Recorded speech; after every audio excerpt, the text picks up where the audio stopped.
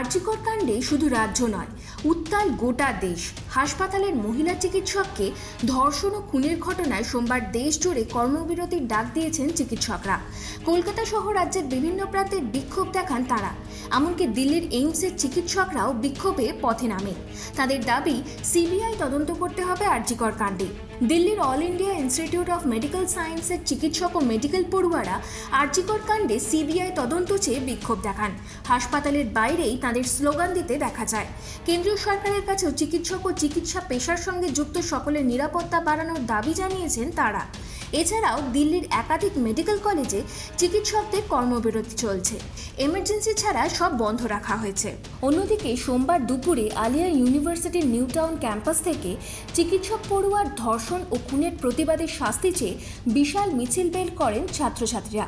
এছাড়া স্টুডেন্ট ফ্রন্টের ডাকে মিছিল করে স্বাস্থ্য ভবনে যাওয়া হয়। সেখানে গিয়ে ডেপুটেশন জমা দেন পড়ুয়ারা। আরজিকর হাসপাতালের ঘটনার প্রতিবাদে রায়গঞ্জ হাসপাতালের জুনিয়র চিকিৎসকরাও আন্দোলনে সামিল হন। জরুরি পরিষেবা বাদে সব আউটডোর পরিষেবা বন্ধ রেখে প্রতিবাদে হাসপাতালের গেটের মুখে বিক্ষোভ দেখান তারা। প্রতিবাদে সামিল হন উত্তরবঙ্গ মেডিকেল কলেজ ও হাসপাতালের চিকিৎসকরাও। তাঁদের দাবি, এই ঘটনার সঙ্গে যারা জড়িত তাদের উপযুক্ত শাস্তি দিতে হবে। এছাড়া ময়নাতদন্তের রিপোর্ট দ্রুত প্রকাশ করতে হবে। আরজিকর কাণ্ড নিয়ে কলকাতা হাইকোর্টে জনস্বার্থ মামলা দায়ের করা হয়েছে। সোমবার একাধিক জনস্বার্থ মামলা দায়ের করতে চেয়ে দৃষ্টি আকর্ষণ করা হয় হাইকোর্টের প্রধান বিচারপতি টি.এস. শিবজ্ঞানম এবং বিচারপতি হিরণময় ভট্টাচার্যের ডিভিশন বেঞ্চে। মামলা দায়েরের অনুমতি দিয়েছেন প্রধান বিচারপতি। মঙ্গলবার এই মামলার শুনানি হবে তার বেঞ্চে। জনস্বার্থ মামলায় একাধিক দাবি করেছেন তারা। যে একটি পোস্ট গ্রাজুয়েট ট্রেনি সেকেন্ড ইয়ারের মেয়ে, সে নাইট ডিউটি করতে এসছে। তার 36 ঘন্টা ডিউটি হওয়ার পরে পরদিন সকালবেলা তার রক্তাক্ত ছিন্ন ভিন্ন শরীর পাওয়া গেছে নিজের ডিপার্টমেন্টের সেমিনার রুমে। প্রথমেই মেয়েটির বাড়িতে বাবা মার কাছে ফোন গেল, তোমরা এসো, তোমাদের মেয়ে আত্মহত্যা করেছে।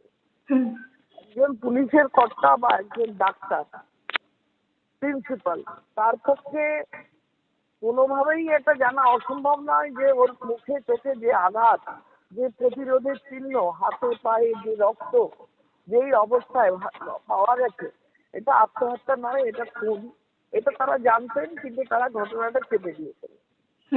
দ্বিতীয় কথা, যে তৎপরতার সঙ্গে দাদাগিরি করে পুলিশ জোর করে পোস্টমর্টম করে অনেক বাধা সত্ত্বেও বডি ডিসপোজ অফ করে পুড়িয়ে নষ্ট করে দিলেন প্রমাণ, সেটা থেকে প্রমাণ হয় সরকার, পুলিশ এবং কলেজের প্রিন্সিপাল তারা কোনো না কোনো জায়গায় কিছু একটা লুকাবার চেষ্টা করেছে। এরপরে আসি যে নিজের ডিপার্টমেন্টে, নিজের সেমিনার রুমে, নিজের ডিউটি করতে গিয়ে আজকে যদি একটা আরজিকরের মতো শতাধিক বছরের পুরনো মেডিকেল কলেজে একজন সিনিয়র ডাক্তারের এই অবস্থা হয়, তাহলে সাধারণ মানুষ, পশ্চিমবাংলার সাধারণ মেয়েরা যারা ডিউটি করে, নাইট ডিউটি করে, নার্সেরা, এরা তারা কোথায় যাবে? তাদের ভবিষ্যৎ কি? তাদের নিরাপত্তা কি? কে দেবে?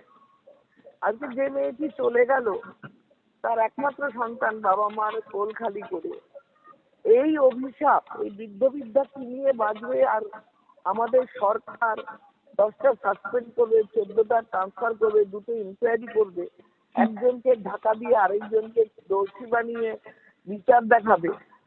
মেয়েটিকে কি ফেরত দিতে পারবে বাবা মার কোলে? পারবে না। না, মেয়েটি একটা পালমোনোলজিস্ট, তার ব্রাইট ব্রিলিয়ান্ট কেরিয়ার, সে কত মানুষের চিকিৎসা করতো, কত উজ্জ্বল তার ভবিষ্যৎ, সেটাকে স্বপ্ন মানে বাস্তবায়িত হওয়ার আগেই শেষ হয়ে গেল। এর জন্য দায়ী কে?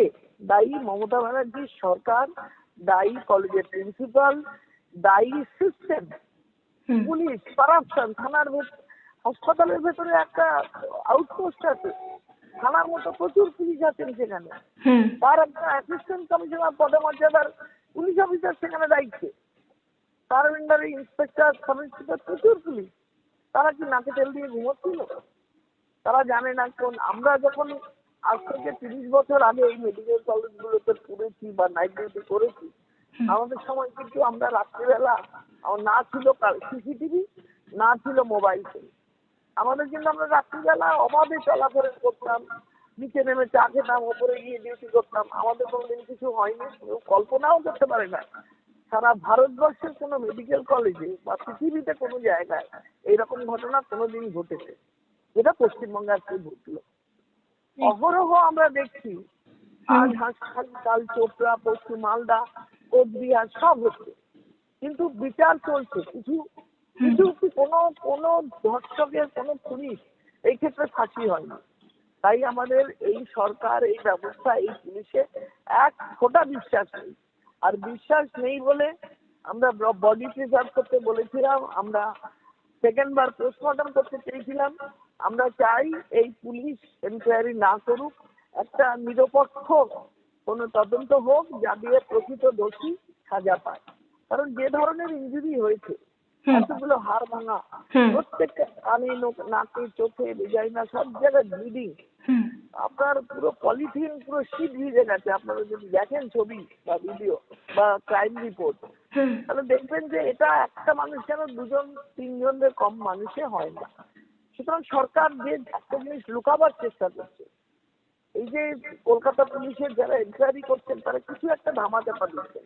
তার জন্য আমরা কোর্টে গেছি, জনস্বার্থ মামলা করেছি। মহামান্য বিচারপতি খুশি হয়েছেন, আগামীকাল আমাদের ডেট দিয়েছেন। আমরা আশাবাদী, আমরা সিবিআই জাজ পেয়েছি। সিবিআই না হলে অন্তত আমাদের জুডিশিয়াল এনকোয়ারি হবে, সত্য বেরিয়ে আসবে এবং প্রকৃত দোষী সাজা পাবে, এটাই আমাদের আশা। এবং পশ্চিমবঙ্গের মহিলা হিসেবে, ডাক্তার হিসেবে, বাসিন্দা হিসেবে, ভোটার হিসেবে আমি মনে করি এটা আমার দায়িত্ব। এদিকে চাপের মুখে পড়ে আরজিকর হাসপাতালের অধ্যক্ষ সন্দীপ ঘোষ সোমবার পদত্যাগ করেন, কিন্তু তারপরও আন্দোলনের আঁচ কমেনি। 6 দফা দাবির কথা বলেছেন আন্দোলনকারীরা। দাবি পূরণ না হওয়া পর্যন্ত লাগাতার কর্মবিরতি জারি থাকবে বলে হুঁশিয়ারি দিয়েছেন তারা। এর ফলে ফের নতুন করে উত্তেজনা ছড়িয়ে পড়ে হাসপাতালে। আর এই ঘটনায় রাজনৈতিক মহলের একাংশের মতে লক্ষ্মীর ভাণ্ডার আছে, কিন্তু এই পোড়া রাজ্যে নেই লক্ষ্মীদের নিরাপত্তা। Bureau report, Ritam Bangla.